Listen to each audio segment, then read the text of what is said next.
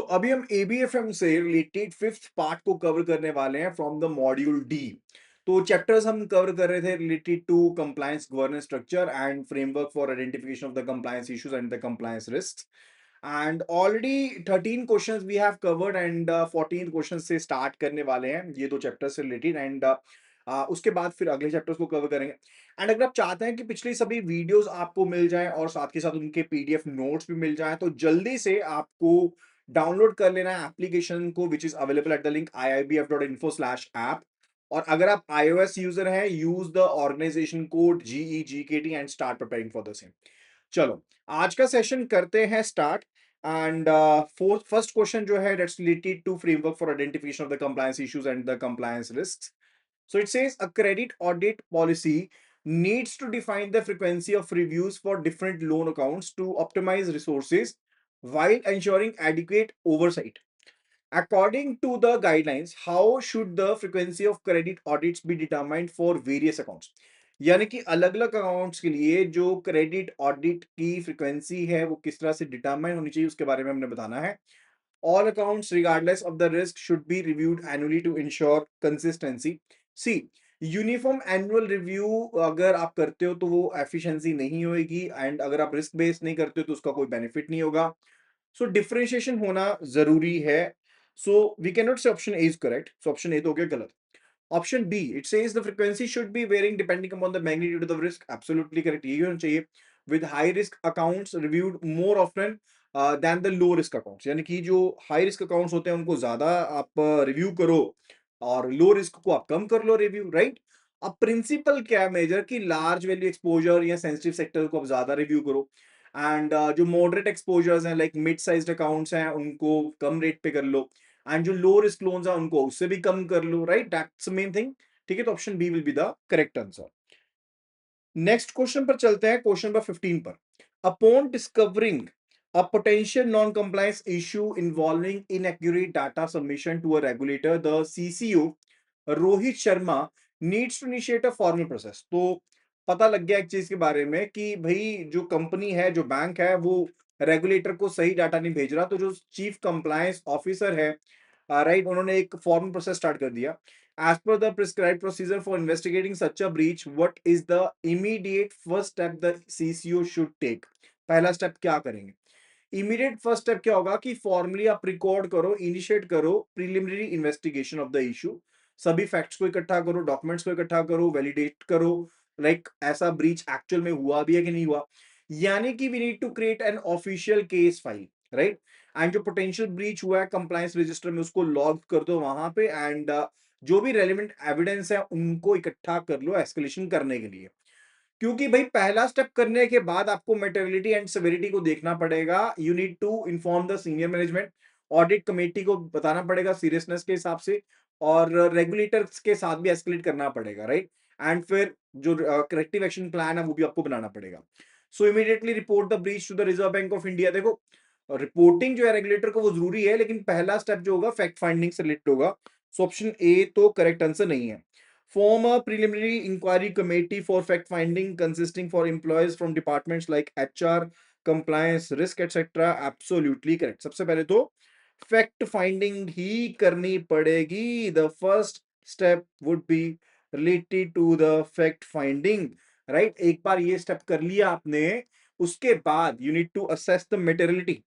यानी कि आपको देखना पड़ेगा कि क्या ये जो स्टेप है ये मेटर्निटी के साथ आपको कंसिडरेशन में लाना पड़ेगा कि भाई इतना जरूरी था भी कि आपको चेक करना पड़े कि सही है क्या नहीं है, एंड क्या इसका ज्यादा नुकसान तो नहीं हुआ। फिर उसके बाद है that you need to inform the senior management, senior management को इन्वॉल्व कर लो, ऑडिट कमेटी को बताओ, राइट, तो सीनियर मैनेजमेंट को हम बताएंगे। And fourth it would be related to कि भाई हाँ भाई रेगुलेटर को भी शामिल करना जरूरी है। You need to tell the regulator about the same. And फिर जो करेक्टिव एक्शन है उसके बाद फिफ्थ पॉइंट पर हम लेंगे करेक्टिव एक्शन, कि क्या करेक्टिव एक्शन हमने लिया है या लेना चाहते हैं, right. So option B is the correct answer. Question number 16 पर चलते हैं। A bank is trying to demonstrate to regulators that it has exercised the due diligence in meeting its compliance obligation. कि due diligence का ध्यान रखा है compliance obligation को पूरा करने के पॉइंट ऑफ व्यू के हिसाब से बैंक ने, for the bank's compliance management system to be considered truly effective evidence of due diligence, what is the most critical characteristic it must possess? तो क्या क्रिटिकल जो एक पर्टिकुलर करेक्टरिस्टिक होगा वो होना चाहिए, उसके बारे में हमने बताना है। देखो सिस्टम जो है वो इफेक्टिव होना चाहिए इन प्रैक्टिस, कि वो रिस्क बेस्ड होना चाहिए, डॉक्यूमेंटेड होना चाहिए, एंड वो एविडेंस शोकेस करे कि एक्टिव मॉनिटरिंग हो रही है, एस्केलेशन हो रही है और करेक्टिव एक्शन ले रहे हो। अब क्यों ये क्रिटिकल है? देखो पेपर कंप्लायंस यानी कि जो होती है वो सफिशिएंट नहीं है। रेगुलेटर को बेसिकली प्रूफ ऑफ कंट्रोल चाहिए कि डे टू डे बेसिस के ऊपर ये चीज काम कर रही है। एंड इफेक्टिव सिस्टम जो होगा उसके केस में एक्टिव ऑडिट ट्रेल होनी चाहिए, यानी कि मॉनिटरिंग लोग होंगे, अगर कुछ ब्रीच होता है तो ब्रीच रजिस्टर होगा, और इन सब चीजों की रिपोर्ट होती होगी बोर्ड के पास। And moreover it must be independent, ऐसा नहीं है कि ये बिजनेस प्रेशर के अधीन हो, या एंड साथ के साथ ये प्रोएक्टिव होना चाहिए, यानी कि इश्यूज के अकर होने से पहले ही, राइट, कि डिटेक्ट करें रेगुलेटर उससे पहले ही हम एक्शन ले लें। सो ये चीज शोकेस करेगी बोर्ड को, सीनियर मैनेजमेंट को, कि उन्होंने भाई ध्यान में रखा है, सीनियर मैनेजमेंट ने ध्यान रखा है। That's the main thing, right. तो सिंपल टर्म्स में देखिए, रेगुलेटर के लिए ड्यू डिलिजेंस का मतलब होता है कि इफेक्टिवनेस के बारे में बताओ। एंड सबसे ज्यादा जो क्रिटिकल हॉलमार्क है कंप्लायंस सिस्टम को लेकर के वो यही है कि ये रिस्क बेस्ड हो, इंडिपेंडेंट हो, एंड वेरीफाइबल एविडेंस प्रोड्यूस करे मॉनिटरिंग को लेकर के, करेक्टिव एक्शन प्लान को लेकर के, राइट। ऑप्शंस देखते हैं। The system must be primarily legalistic in its design with the processes that are documented in external detail even if they are difficult to implement in practice. See, document specifically कहता है कि paper and legalistic system definitely जरूरी हैं, लेकिन effective होना जो होता है वो अलग चीज होती है। That's not it. So option A is not correct, right. Option B, it says the system must emphasize results and consist of procedures that are not just documented on paper but are actively in place and working effectively. So यही main चीज होती है कि सिर्फ और सिर्फ आप system को कागजों में बताते रहो कि कैसा है कैसा नहीं, वो मायने नहीं रखता। जो मेजर चीज है कि वो इफेक्टिव होना चाहिए, वो आपको एक ऑडिट ट्रेल शोकेस कर पाए, वो आपको प्रोसीजर बता पाए कि ये प्रोसीजर इस्तेमाल हो रहे हैं एंड इनकी एप्लीकेशन इस हिसाब से हो रही है, right. So option B will be the correct answer. Question number 17 पर चलते हैं। A bank is undertaking a strategic initiative to strengthen its compliance function. Bank जो है वो अंडरटेकिंग ले रहा है, रिलेटेड टू स्ट्रेटेजिक इनिशिएटिव ले रहा है to strengthen its compliance function. To ensure the compliance department is adequately staffed with skilled personnel, what specific responsibilities assigned to the HR department in this process? कि compliance department में आपके पास adequate personal है, इस चीज को बताने के लिए जो एचआर डिपार्टमेंट है, राइट, रिस्पॉन्सिबिलिटी असाइन की गई एचआर डिपार्टमेंट को, तो क्या स्पेसिफिक रिस्पॉन्सिबिलिटी असाइन की जाएगी इस पर्टिकुलर प्रोसेस के लिए, वो हमने बताना है। देखो एचआर की स्पेसिफिक रिस्पॉन्सिबिलिटी क्या होती है? इस चीज को इंश्योर करना कि जो कंप्लायंस डिपार्टमेंट है उसमें प्रॉपरली स्टाफ ऑफिशियल अवेलेबल हैं जिनका राइट लेवल ऑफ इंटीग्रिटी हो, सीनियरिटी हो, एंड प्रोफेशनल स्किल्स जिनके पास अवेलेबल हो, एंड उनको अप्रोप्रिएट ट्रेनिंग दी गई है, करियर डेवलपमेंट अपॉर्चुनिटीज उनको प्रोवाइड की जा रही है। अब ये क्यों मैटर करता है?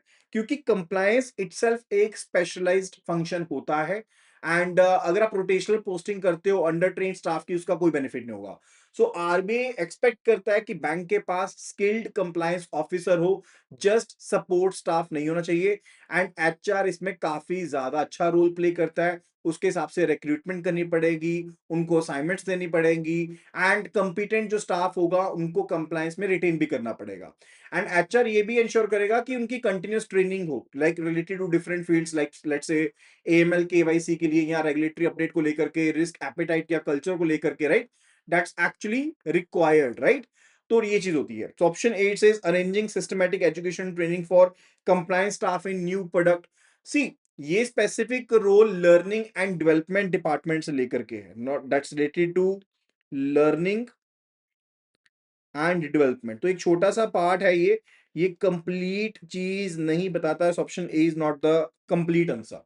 Option B, identifying and providing staff who preferably has the knowledge of law, accountancy, IT along with the practical experience in business lines or audit functions, absolutely true. तो वो स्टाफ प्रोवाइड करना जो actual में चाहिए, क्योंकि ये special function है। Because ये क्यों चीज चाहिए? बिकॉज जो एचआर है, सॉरी, जो कंप्लायंस है, that's a special function.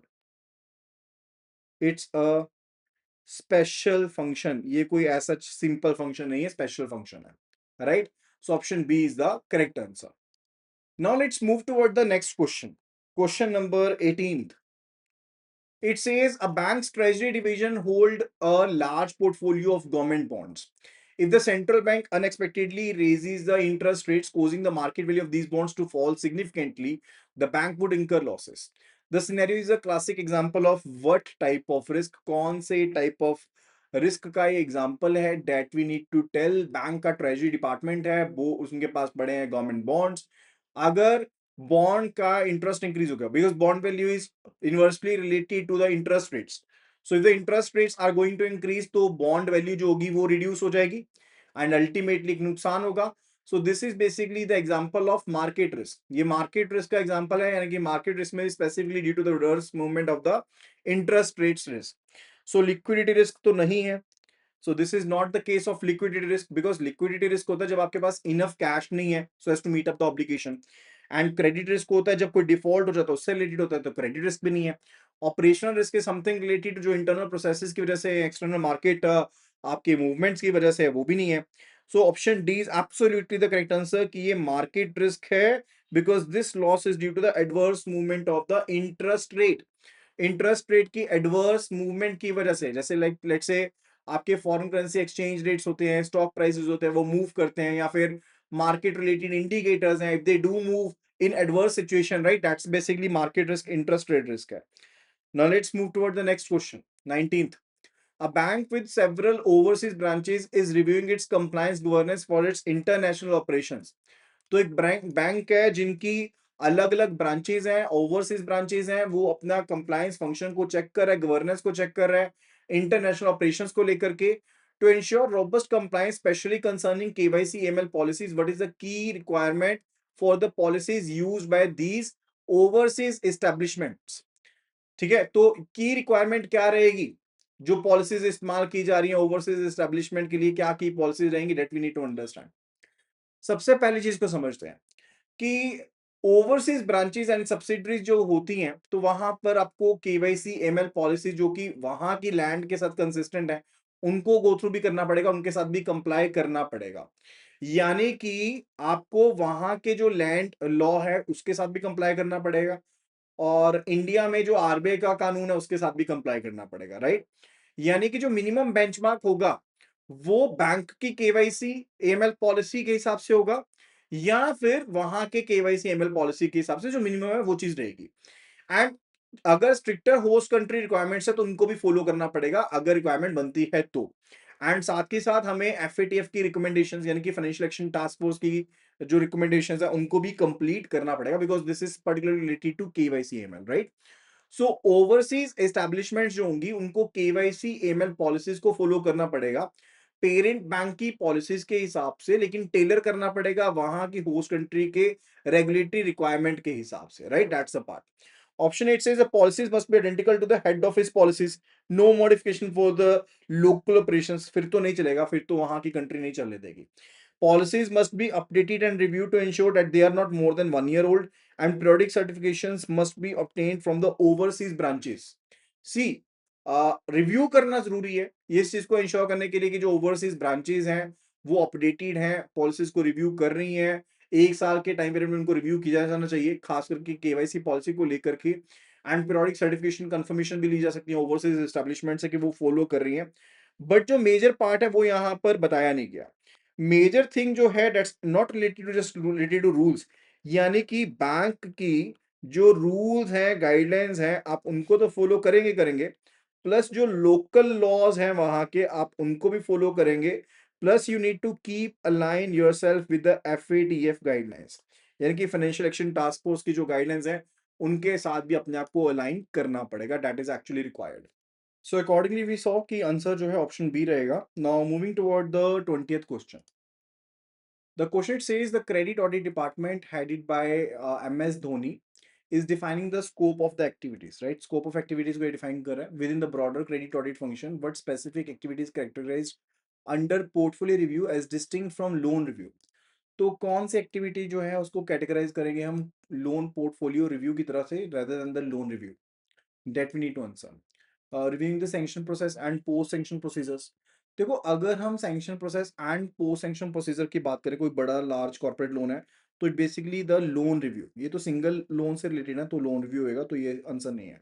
Verifying the adequacy documentation of for a batch of newly sanctioned SMA loans, तो नए सैंक्शन एसएमए लोन्स के बारे में आप बात कर रहे हो, तो ये भी टिपिकली लोन रिव्यू एक्टिविटी ही है, जो स्पेसिफिक इंडिविजुअल अकाउंट्स के बारे में बात कर रही है, right.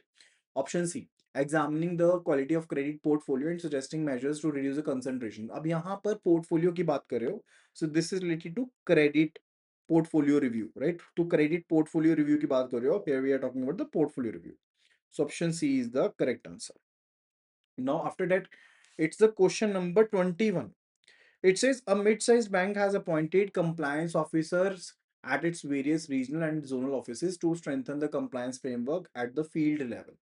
To ensure the independence and effectiveness of these officers, what is the prescribed reporting structure for them? तो prescribed reporting structure क्या हो गया उनके लिए? That we need to answer. ठीक है? तो उस पर्टिकुलर चीज के बारे में हमने बताना है कि प्रिस्क्राइब्ड आपके लिए रिपोर्टिंग स्ट्रक्चर क्या होने वाला है, राइट।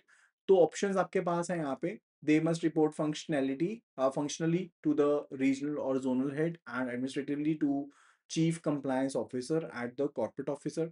देखो, डुअल रिपोर्टिंग लाइन होती है जहां पर फंक्शनल रिपोर्टिंग की जाएगी लोकल बिजनेस हेड को, राइट।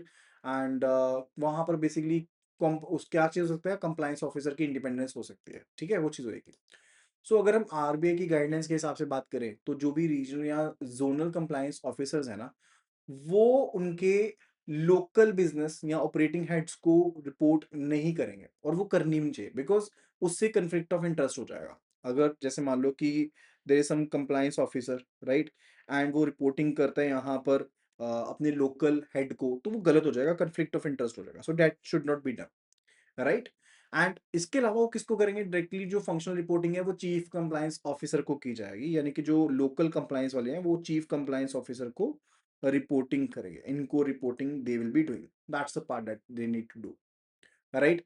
एंड एडमिनिस्ट्रेटिव पर्पस के लिए वो किसको करेंगे, रिपोर्टिंग करेंगे रीजनल हेड को या जोनल हेड को, लेकिन प्राइमरी उनकी जो अकाउंटेबिलिटी रहेगी वो रहेगी टुवर्ड द सीसीओ, राइट, वो पार्ट रहता है। ऑप्शन बी देखते हैं, they require to report directly to the chief compliance officer. तो वैसे तो डायरेक्टली रिपोर्ट करेंगे चीफ कंप्लायंस ऑफिसर को, लेकिन एडमिनिस्ट्रेटिव पर्पस के लिए can they connect with the local head? Yes, that they can connect the local head, वो कर सकते हैं। Now question number 22, framework for identification of the compliance issue से रिलेटेड है, an independent compliance testing team is scoping it's annual review, right.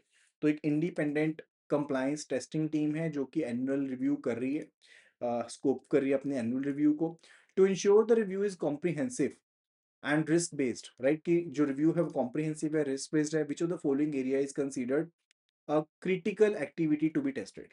तो कौन सा area आप क्रिटिकली बेसिकली सही मानोगे? तो अगर हम बात करें कि according to the RBI compliance function and global best practices के हिसाब से है, राइट, तो क्या आप regulatory and internal compliance requirements को फुलफिल कर रहे हो, खास करके हाई रिस्क जो बिजनेस लाइंस होती हैं उनमें, राइट, जैसे कस्टमर सेगमेंट्स हैं, लाइक केवाईसी एमएल है, रिपोर्टिंग है, उनको लेकर के, so that is to be checked. तो ऑप्शंस देखते हैं एक बार यहाँ पे। Option 8 says the efficiency of the bank's marketing campaigns and return on investment। सी, ये बिजनेस परफॉर्मेंस मेट्रिक है, कोई कोर कंप्लायंस टेस्टिंग एरिया नहीं है, so option A is not the correct answer. Option B, the adequacy of the bank's processes for high risk customer identification, CDD EDD, absolutely जो high risk चीजें होती हैं, तो bank के processes क्या adequate हैं कि नहीं है, उनकी कंप्लायंस चेक करना, absolutely that's a major thing. क्योंकि अगर हम एरियाज एंड एक्टिविटीज जिनको टेस्ट करने की जरूरत पड़ती है, तो आप high risk customer identification, CDD EDD आपके पास प्रॉपर है कि नहीं, उनकी टेस्टिंग करना, that's absolutely required, option B is the correct answer, right. Performance appraisal की अगर हम बात करें, जो एचआर प्रोसेसेस होते हैं गवर्नेंस के लिए जरूरी है, लेकिन कोर कंप्लायंस रिलेटेड होते हैं बैंकिंग लॉ से, रेगुलेशन से रिलेटेड होते हैं, so option C is not the correct one. Profitability analysis newly जो इंट्रोड्यूस्ड आपके बैंकिंग प्रोडक्ट्स हैं, लास्ट फिस्कल ईयर में कर रहे हैं, वो परफॉर्मेंस रिव्यू के हिसाब से चाहिए, कंप्लायंस टेस्ट के हिसाब से नहीं। नेक्स्ट क्वेश्चन की तरफ चलते हैं। A bank's board needs to appoint a new CCO, bank का जो बोर्ड है उनको एक नया सीसीओ अपॉइंट करना है, according to the outline governance process for this critical appointment, what is the correct sequence of actions? तो करेक्ट सीक्वेंस ऑफ एक्शन क्या रहेगा इस अपॉइंटमेंट को लेकर के गवर्नेंस प्रोसेस के हिसाब से अगर हम देखें, क्योंकि काफी क्रिटिकल एक अपॉइंटमेंट मानी जाती है। सो देखो, अगर आपने सीसीओ को अपॉइंट करना है तो रिजर्व बैंक ऑफ इंडिया ने एक गवर्नेंस प्रोसेस बताया, राइट। सबसे पहले क्या है कि नॉमिनेशन एंड अप्रूवल कौन करेगा, बाय द बोर्ड की जाएगी। सो वी कैन राइट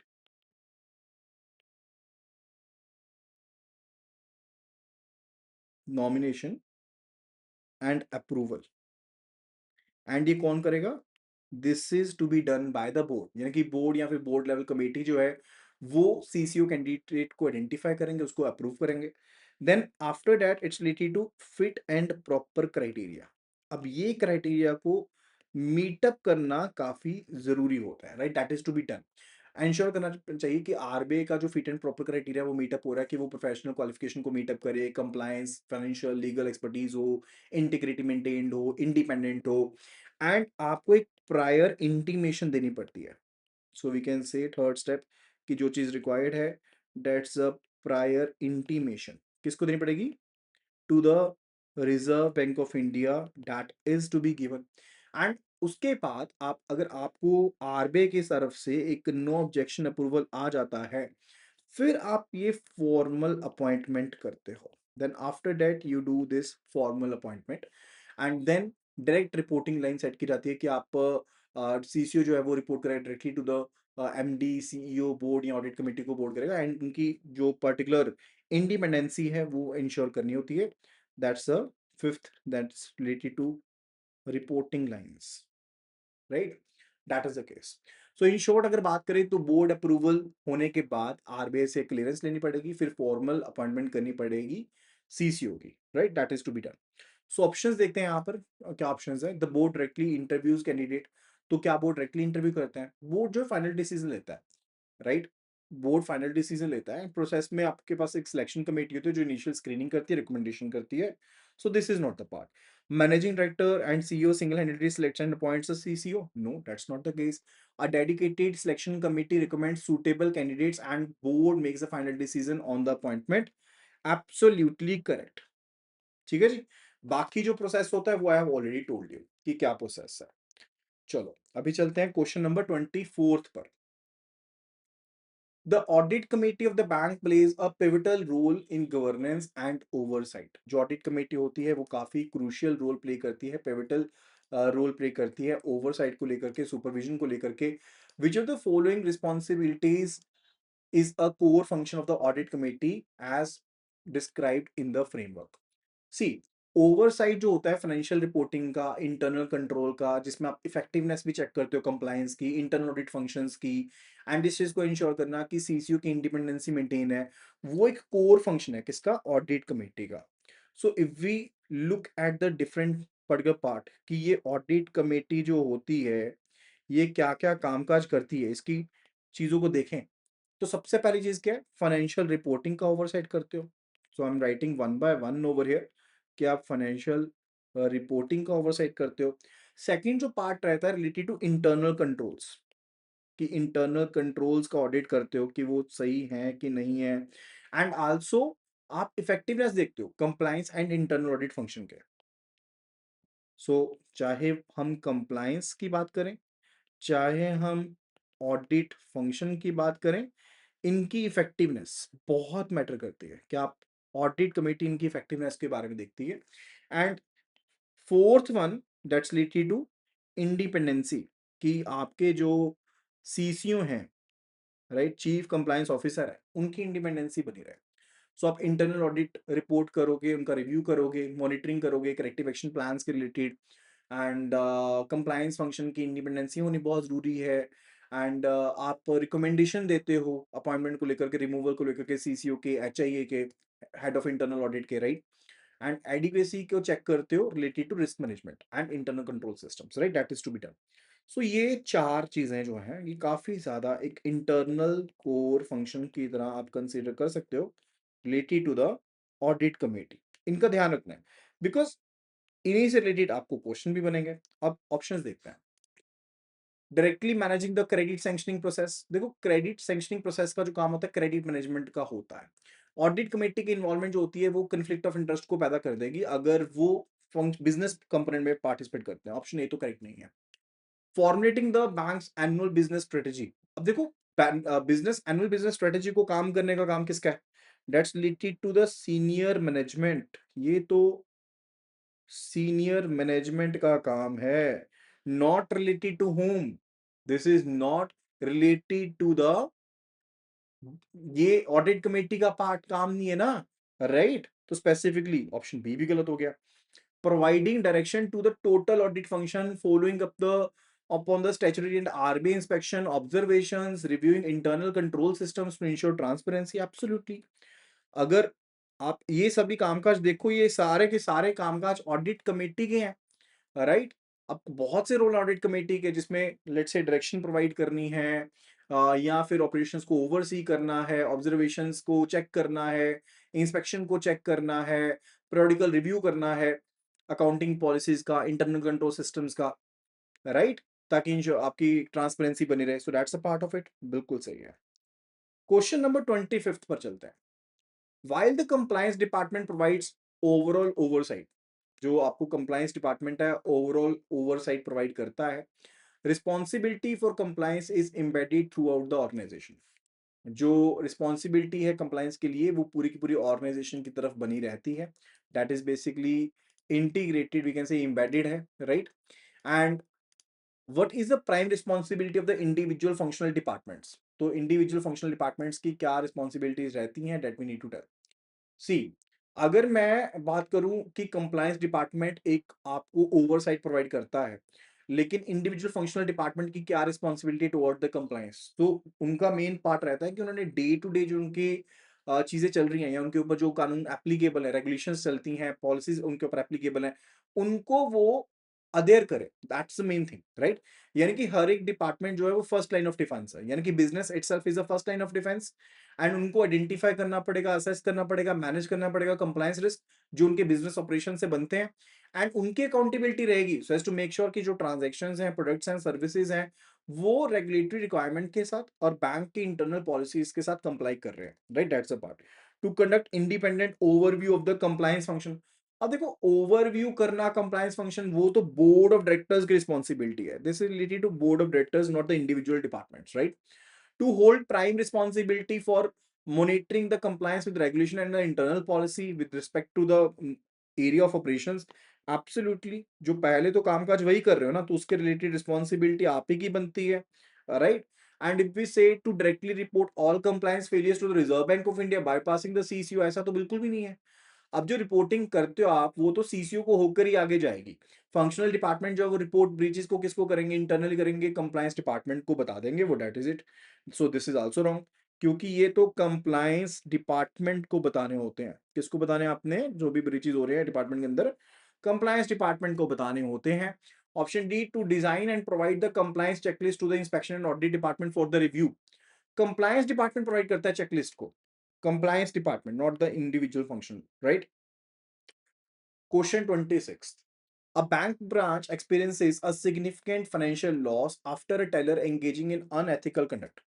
तो एक टेलर है, राइट, जो कि एक अनएथिकल काम में लगा हुआ है, उसकी वजह से बैंक ब्रांच को एक फाइनेंशियल लॉस देखने को मिलता है। Manipulates the transaction system to siphon funds, transaction system को मैनिपुलेट कर देता ताकि फंड्स को कहीं और लगा दे। ये जो लॉस हुआ है stemming from failure of internal processes and personal, ये तो ऑपरेशनल रिस्क है। This is not systems risk. System risk वो होता है जहां पर सिस्टम काम नहीं करता, सिस्टम माल फंक्शनिंग है, ये तो नहीं है। क्रेडिट रिस्क डिफॉल्ट की वजह से होता है, वो भी नहीं है। दिस इज ऑपरेशनल रिस्क, जो कि इंटरनल फ्रॉड की वजह से है। So this is a operational risk over there, right? तो ऑपरेशनल रिस्क इनहेरेंट होता है जब ट्रांजैक्शंस को कस्टमर को हैंडल कौन कर रहा है? एक एम्प्लॉय हैंडल कर रहा है। अब उसने अनएथिकल कंडक्ट कर दिया, सर्कमस्टांसेस ऐसे बने कि लॉस हो गया, तो डेफिनेटली ये इसकी डेफिनेशन के साथ सेट बैठता है। So option C is going to be the correct answer. ठीक है जी, तो आंसर जो रहेगा that is the option C over here. Now after that it's a question number 27. It says a functional department at a bank's head office receives a communication from the Ministry of Finance.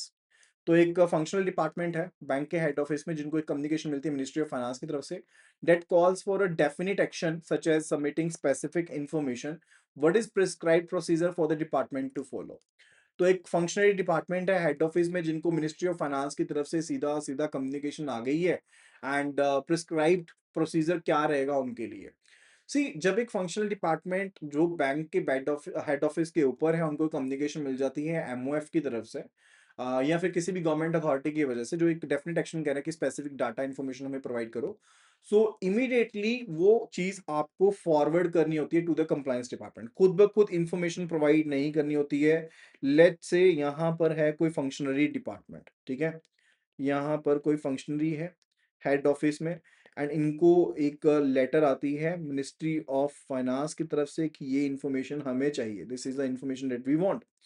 तो ये information directly इनको forward नहीं करेंगे, ये क्या करेंगे, they will be intimating the particular request to the compliance department, यानी कि जो कंप्लायंस डिपार्टमेंट है उनके पास ये डाटा इंफॉर्मेशन का भेजा जाएगा कि भाई ये हमारे पास चीज आई है।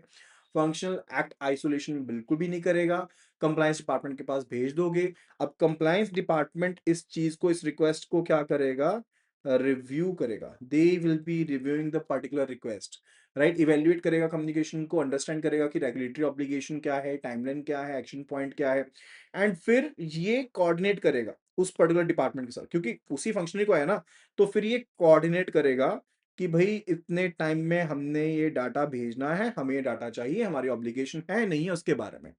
एंड फिर ये डाटा जो है, ये जो भी डाटा था या फिर जो भी इंफॉर्मेशन है वो प्रोवाइड की जाएगी, एंड उस इंफॉर्मेशन को फिर वेट किया जाएगा, उसको चेक किया जाएगा, या फिर उसकी अगर मल्टीपल डिपार्टमेंट्स इन्वॉल्व हैं तो उसकी कंसोलिडेशन भी की जाएगी डाटा की, right, that is to be done. And फिर प्रॉपर चैनल के थ्रू you will be submitting, right, फिर आप प्रॉपर उसका सबमिशन करोगे, because this is how the step is to be done. ऐसा नहीं है कि वो अपने एंड से कर देंगे दैट्स हो गया done, this is not the case. So the department should mark the communication as noted and file it for the information purposes, no, that's not the case at all. Option B, the department must formulate a policy, issue guidelines, submit the required replies. Is it at the case, क्या आप submit कर दोगे replies को? अगर document particularly आपको ये कहता है कि डाटा चाहिए, तो आपको डेफिनेट एक्शन के लिए पूछा गया है, तो आप उसके लिए फॉर्मुलेशन ऑफ द पॉलिसी करोगे, issuance of the necessary guidance करोगे, आप रिप्लाईज को सबमिट कर दोगे to the government regulatory authority as a case may be, no, that is not the scenario. The department should forward the information communication to the learning department. The department should wait for the compliance department to provide the checklist before taking the action. Absolutely correct. So option D is the correct answer. आप उनको communicate करोगे किसको, compliance department को, and वो आपको बताएंगे कि आगे किस तरह से क्या कामकाज करना है। Question number 28, a banks internal review processes include both regular inspection and the periodic audits. Bank के इंटरनल रिव्यू प्रोसेस में रेगुलर इंस्पेक्शन भी है, पीरियोडिक ऑडिट भी है। How does the audit fundamentally differ from the inspection, किस तरह से differ करती है ऑडिट इंस्पेक्शन से, किस तरह से डिफर करती है, फोकस के वे में एंड ऑब्जेक्टिव के वे में, right, that we need to answer. See सबसे पहली चीज जो समझने वाली है कि ऑडिट एंड इंस्पेक्शन जो होते हैं वो एक रिव्यू मैकेनिज्म की तरह काम करते हैं, बोथ वर्क एज अ, चाहे हम इंटरनल रिव्यू की बात करें, let's say we are talking about the inspections and periodic audit, दोनों ही क्या काम करते हैं, दोनों ही रिव्यू मैकेनिज्म है, both are the review mechanisms, दोनों ही रिव्यू मैकेनिज्म का काम करते हैं। अब इंस्पेक्शन का फोकस किसके ऊपर होता है, ऑपरेशनल कंप्लायंस के ऊपर होता है कि आपने इंटरनल प्रोसीजर्स को फॉलो किया है कि नहीं किया, आप इरेगुलरिटीज को, लैप्सेस को ढूंढते हो, डिविजन्स को ढूंढते हो, राइट, तो ट्रांजैक्शन लेवल के ऊपर रहते हो, प्रेजेंट ओरिएंटेड रहते हो, राइट, ट्रांजैक्शन लेवल पर प्रेजेंट ओरिएंटेड रहते हो। एंड जब मैं ऑडिट की बात करता हूं तो यहाँ पर ज्यादा ब्रॉडर वे में आप इवेल्युएशन करते हो, रिस्क मैनेजमेंट देखते हो, इंटरनल कंट्रोल्स देखते हो, एंड आप जो भी कंट्रोल्स होते हैं, जो भी प्रैक्टिसेस होती हैं, उनकी रोबस्टनेस को चेक करते हो, साउंडनेस को चेक करते हो, एंड ये सिस्टम लेवल के ऊपर होती है, राइट, एंड रेट्रोस्पेक्टिव बेस पे होती है, यानी कि ऑडिट जो होती है, audit versus inspection, if we talk about, right, तो इंस्पेक्शन प्रेजेंट के ऊपर काम करती है, ऑडिट रेट्रोस्पेक्टिव वे में काम करती है, ये रेट्रोस्पेक्टिव काम करती है, ये प्रेजेंट में काम करती है, right, that's the first thing. And ये ऑपरेशनल कंप्लायंस के ऊपर काम करती है। इंस्पेक्शन क्या होती है, that you go for the operational compliance, आप ऑपरेशनल कंप्लायंस को चेक करते हो, जबकि इस केस में आपका ब्रॉडर एक इवेल्युएशन किया जाता है, पूरे के पूरे सिस्टम को आप चेक करते हो, राइट, ये चीज होती है। सो इंस्पेक्शन होता है कि क्या हम चीजें सही कर रहे हैं उसके बारे में, एंड ऑडिट होता है कि क्या ये सिस्टम जो डिजाइन किया गया है या फंक्शन कर रहा है, क्या वो सही तरीके से काम कर रहा है उसके बारे में, right. So that's the main fund. Options देखते हैं। Inspections are conducted by external regulators, कि इंस्पेक्शन जो है वो एक्सटर्नल रेगुलेटर करता है, इज इट सो? देखो, इंस्पेक्शन एंड ऑडिट दोनों ही एक्सटर्नल इंटरनल दोनों ही हो सकती हैं, so option A is not correct. Option B, it says inspection focus on checking the compliance obligations and documentations are in place. Well, audits deal with the things that can cause immediate accidents. तो क्या ये फंडा है यहाँ पे? No. सी, opposite है, बल्कि opposite बता दिया। ऑडिट चेक करता है कंप्लायंस ऑब्लिगेशंस को, जबकि जो इंस्पेक्शन है वो कहता है कि अभी के अभी कुछ इमीडिएट एक्सीडेंट तो नहीं हो सकता, वो उसके बारे में, तो ये भी गलत हो गया। Inspections deal with the issues that can cause immediate problems, while audit cover the root causes of these problems. Absolutely true. Option C is the correct answer. Right? Option D, it says inspection result in financial penalties, whereas audit result only in recommendations for process improvement. This is not the case. दोनों में ही अलग अलग outcomes आ सकती हैं। Core difference जो है वो outcome से रिलेटेड नहीं है, वो फोकस ऑफ द रिव्यू से रिलेटेड है। ठीक है जी। So that's not the case. And that will be all related to this particular video. And बाकी के क्वेश्चंस हम नेक्स्ट वीडियो में कवर करेंगे। मेक श्योर कि वीडियोस को जरूर गो थ्रू करें and wait for the next part related to module D. Thank you so much and see you again in the next video. Happy learning.